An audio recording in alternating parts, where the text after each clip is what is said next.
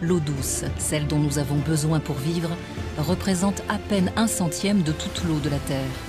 Une minuscule gouttelette dans un océan liquide. L'eau douce, richesse universelle que l'on pensait inépuisable, est devenue l'or bleu du XXIe siècle. Polyterre. Son inventeur est l'ingénieur agronome Philippe Wacky di Giorno. Un homme passionné de nature depuis toujours, qui s'est attaqué à l'un des problèmes clés de l'agriculture, l'infiltration des eaux d'irrigation dans les profondeurs de la terre. Capter l'eau avant qu'elle ne s'enfonce dans le sol. La maintenir à la surface pour qu'elle soit utilisée par la plante. Voilà donc l'objectif du produit mis au point par Philippe Wacky di Giorno. Un produit qu'il a baptisé Polyterre. De minuscules granulés ressemblant à de fins cristaux vert pâle. Pour leur inventeur, chaque pincée est un véritable trésor.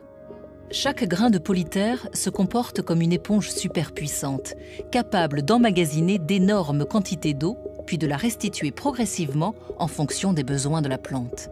100 grammes de polyterre peuvent absorber jusqu'à 20 litres d'eau qui devient alors solide.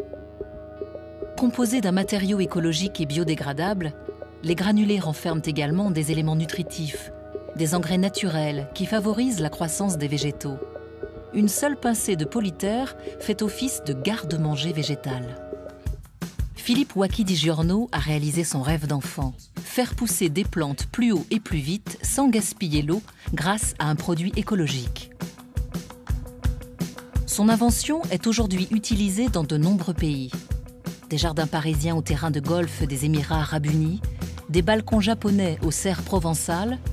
Ils permettent aux cultivateurs de réduire de moitié leur consommation d'eau et leur apport de fertilisants.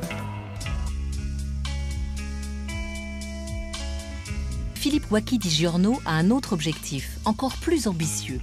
Faire pousser des plantes là où tout le monde prétend que c'est impossible. Pour lui, grâce à son invention, les régions les plus arides pourraient se teinter de vert.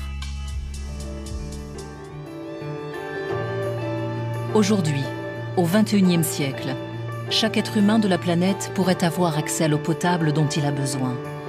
Les solutions existent. La science et l'inventivité des chercheurs les ont mises au point.